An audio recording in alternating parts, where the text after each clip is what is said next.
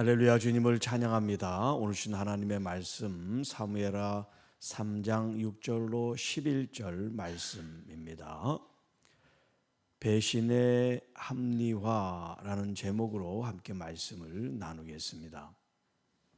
자, 이스라엘과 이제 남유다 사이에 계속해서 전쟁이 있다 그랬었어요. 여기 6절에 보면 사울의 집과 다윗의 집, 어느 한 개인의 집안 이야기가 아닙니다.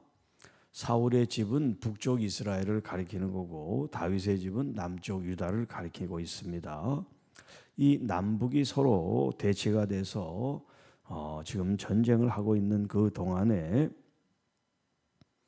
아브넬이라고 하는 이 북쪽의 군 사령관, 군대 장관이 이 북쪽 사울의 집에서 점점 힘을 얻게 된다. 당연히 전쟁을 하니까 전쟁을 함에 있어서 이 아브넬이 이 군인에 대한 군수권뿐만 아니라 그 다른 나라를 다스리는 권세까지 이 아브넬이 장악을 하고 있다. 이렇게 이제 여러분들이 이해하시면 좋겠어요. 그 증거가 뭐냐면 7절에 이 아브넬은 아무리 권세를 잡아도 그는 신하고 그리고 죽었지만 사울은 이 신하가 섬겼던 왕이에요. 자, 그런데 이 왕의 첩이라고 할 수 있는 이 리스바라고 하는 사람이 있는데 이 리스바를 군대 장군 아브넬이 서러웠던 관계를 맺게 됐어요. 그래서 이 이스보셋 사울의 아들이죠. 그리고 현재 이제 왕인데 이스보셋이 이 군사령관 아브넬을 책망합니다. 내가 어찌하여 내 아버지의 첩과 통간하였느냐. 자, 일반 여자라고 하면 일반 민간인의 어떤 여자라고 한다면 문제가 안 되겠습니다. 이미 남편이 죽은 과부에 지나지 않으니까. 그런데 이 리스바는 일반 여자가 아니에요. 왕의 후궁이었단 말이에요. 첩이라고 표현되어 있지만 일반 사람이나 첩이지 왕의 부인을 첩이라고 그렇게 부르지 않잖아요. 후궁이란 말이에요. 자, 그러니까 이미 남편은 없지만 이 리스바는 그래도 신분이 다르단 말이에요. 이 아브넬이 아무리 권력을 잡고 있어도 이 사울 왕의 신하였단 말이에요. 자신의 주군의 부인을 취한다는 것은 뭘 의미하냐면 왕권을 자기가 차지한다는 그런 의미가 있어요. 자, 그래서 이 아브넬이 이제 그 말을 듣고 이스보셋의 말에 대하여 매우 분하게 여겼다. 그러면서 이제 이 아브넬이 뭐라고 얘기냐면 내가 유다의 개머리냐. 여기 이제 개머리라고 하는 것은 개라고 하는 것은 굉장히 모욕적인 그런 이제 표현이에요. 자, 마치 유다의 내가 앞잡이냐 이렇게 이제 자신을 표현한 거예요. 자, 내가 오늘 당신의 아버지 사울의 집과 그의 형제와 그의 친구에게 은혜를 베풀어 당신을 다윗의 손에 내주지 아니하였거늘. 자, 지금 이 아브넬이 이스보셋을 왕으로 옹립하면서 이 북쪽의 어떤 왕위를 이제 재건하려고 하는 그런 은혜를 누가 베풀었냐? 자기가 그런 모든 토대를 만들어줬다는 거예요. 그렇지 않으면 이스보셋 당신은 다윗의 손에 그 부하의 손에 벌써 죽었을 건데 내가 보호를 해줘서 지금 살고 있는데 여기 이제 원문에 보면 이 하찮은 계집 여자 때문에 나한테 지금 이렇게 화를 내느냐 이렇게 돼 있어요.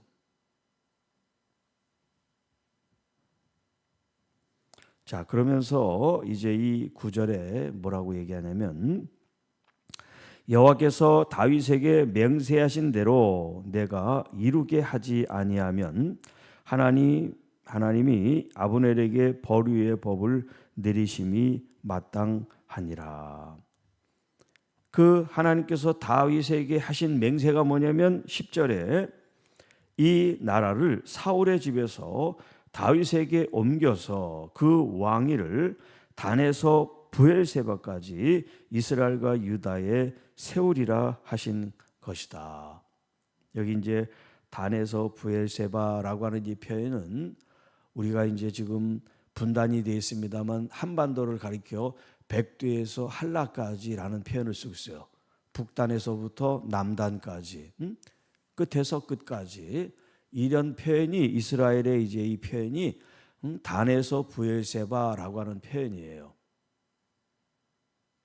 자, 그러니까 하나님께서 사울 왕을 패하시고 다윗에게 그 왕위를 주면서 어느 작은 지파의 왕이 아니라 이스라엘 전체의 왕으로 삼으시겠다고 하는 그 하나님의 약속, 그것을 지금 이 아브넬이 얘기를 하는 거예요. 이 지금 이스보셋에 대해서 화가 나가지고 이제 당신이 왕이 아니라 다윗으로 하여금 지금 이 이스라엘 전체의 왕이 되게 하는 그 하나님의 뜻을 내가 이제 실행해 드리겠다, 이런 얘기를 하는 거예요. 그런 얘기를 하니까 이스보셋이 이제 아브넬을 두려워해서 감히 한마디도 대답하지 못하게 됐다는 거예요. 왜냐하면 실질적으로 아브넬이 지금 이 북쪽 이스라엘의 모든 권한을 가지고 있기 때문에 이 왕은 아무 영향력이 없는 그런 허수아비 왕 같은 그런 존재니까 이런 바른 말을 해도 바른 말이 먹히지 않는 거죠. 자, 오늘 제가 제목을 배신의 합리화라는 표현을 썼는데요. 결국 자신이 왕으로 세운 이 이스보셋을 배신을 하는 거죠. 그리고 자기가 섬겼던 사울 왕도 죽었지만 배신한 거나 마찬가지예요. 신하가 그 자기의 주군의 아내를 취했으니까. 그런데 우리 인간은, 어제도 제가 인간의 심리에 대해서 시기와 질투가 가장 기본적이라는 그런 편을 썼는데, 여기 오늘 본문에 있는 것처럼 또 뭐가 우리 인간에 내재되어 있는 죄성이냐면 합리화예요. 합리화. 그래서 심리 치료에서 이 합리화라는 것을 경계하게 만듭니다. 그런데 우리도 모르게 이 합리화에 아주 고수들이 됐어요. 자신의 잘못은 생각하지 않고 그 일을 왜 했는지 정당화를 시키고 합리화를 시키고 이유를 들어서 자기 행동이 잘못한 게 아니다, 그렇게 미화를 시켜요. 지금 분명히 자신이 배반을 했는데도 불구하고 배신이 아니라 은혜로 여기지 않는 이 이스보셋의 잘못이다, 지금 이렇게 얘기를 하고 있는 거예요. 그러면서 그가 한 말 중에 여호와께서 다윗에게 맹세하신 그 하나님의 말씀, 약속을 이 아브넬이 알고 있다는 거예요.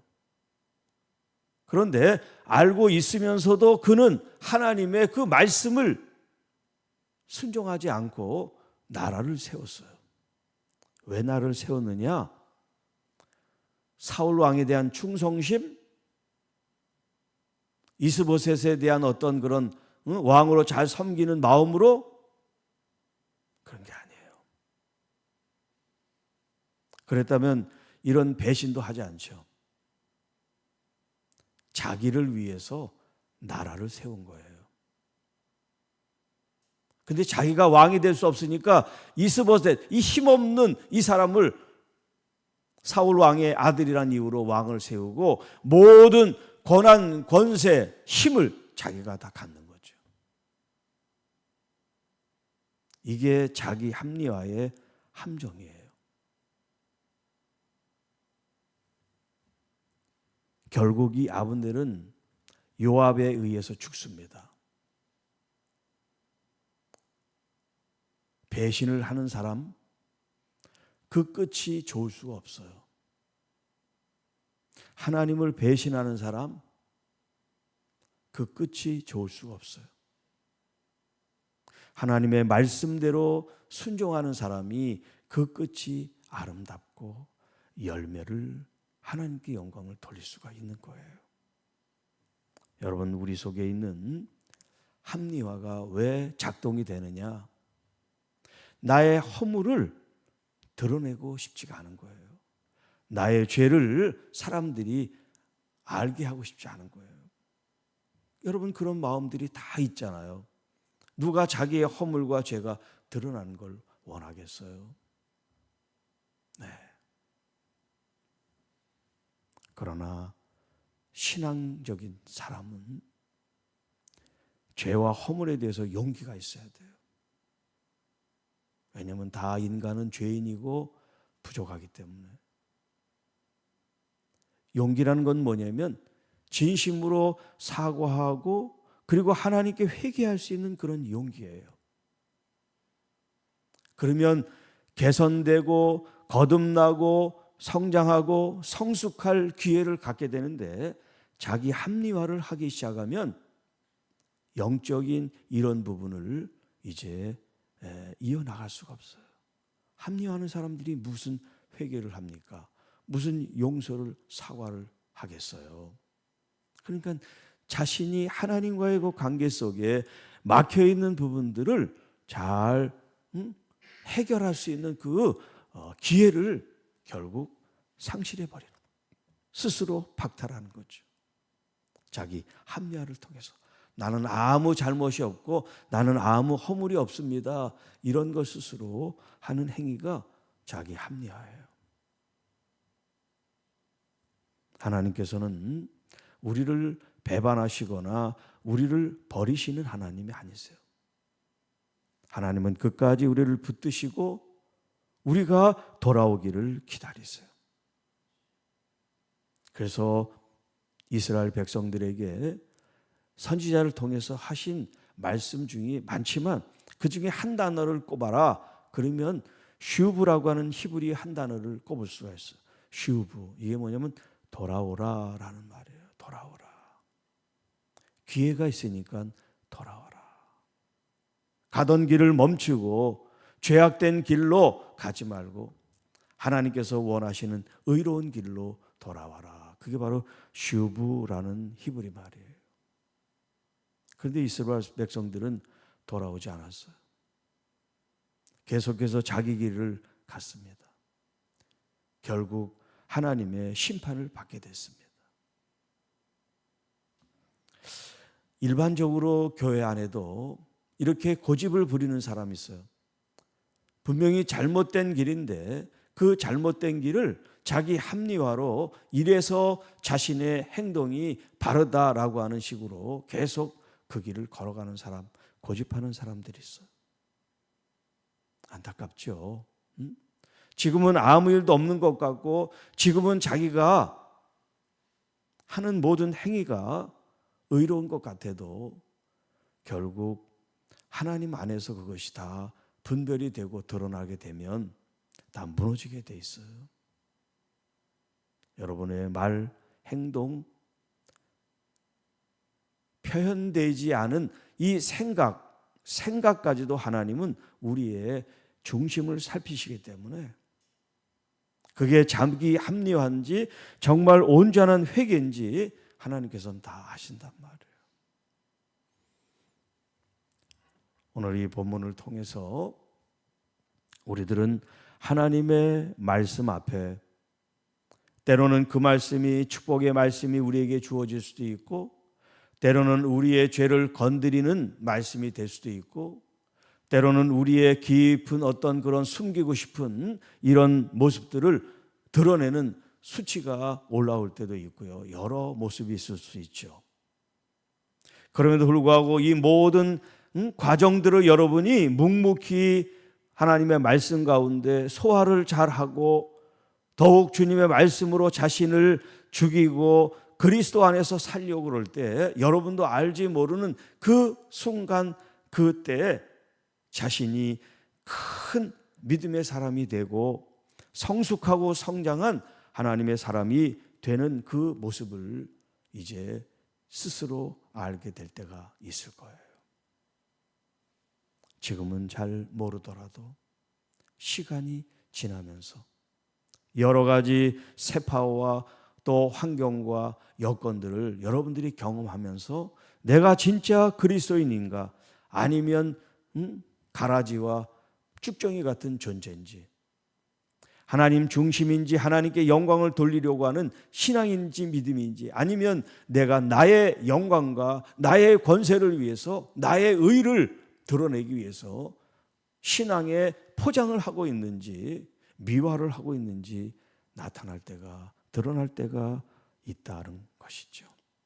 그렇기 때문에 사람의 눈에 또 사람의 평판에 여러분이 신경을 쓰거나 마음을 든다면 이미 실패한 신앙생활을 하고 있는 거예요.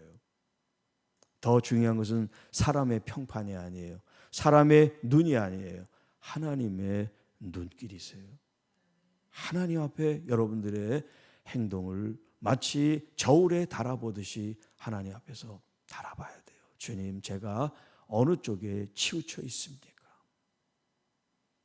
주님, 그렇게 세속적이고 또 허물이 있는 것을 주님께서 알게 하셨다면 감사함을 여기고 주님, 이 길에서 돌이켜 주님이 원하신 그 길로 걸어가게 하옵소서.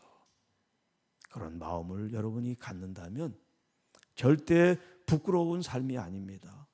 절대로 책망받을 삶이 아니라 주님께 인정받고 칭찬받고 상급받고 기업을 받고 자자손손이 하나님의 복을 누리는 귀한 가정, 가문이 되고 그런 교회가 될 줄로 믿습니다. 하나님 아버지, 감사합니다. 우리 주 예수 그리스도를 믿는다는 것이 무엇인지 구약에 있는 이 말씀들을 통해서 우리 자신들을 돌아보게 하시고 우리의 매 순간 삶 속에 우리의 선택이 나를 위한 선택이 아니라 나를 죽이는 선택이 되고 오히려 주님을 드러내고 영화롭게 하는 선택이 될 수 있도록 우리의 말과 마음을 붙잡아 주시고 사람들의 눈과 평판을 의식해서 주님, 우리가 자기 합리화에 빠지지 않고 정말 말씀을 근거한 삶이 되도록 인도해 주시고 말씀으로 진리로 믿음으로 성령으로 충만한 주님의 자녀들 참된 교회가 되게 하셔서 우리에게 맡겨주신 이 부르심 사명을 잘 감당케 하시고 주님 앞에 갔을 때 착하고 충성된 종이라 주님의 맞이함을 받을 수 있는 우리 모든 주의 자녀들이 되게 하옵소서. 병들고 지치고 아픈 영혼들 주님의 위로와 치유와 회복이 있도록 긍휼과 자비를 베풀어 주옵소서. 오늘도 믿음으로 승리하는 우리 모든 죄의 가정들 자녀들 되게 하옵소서. 우리 주 예수님의 이름으로 간절히 기도하옵나이다. 아멘.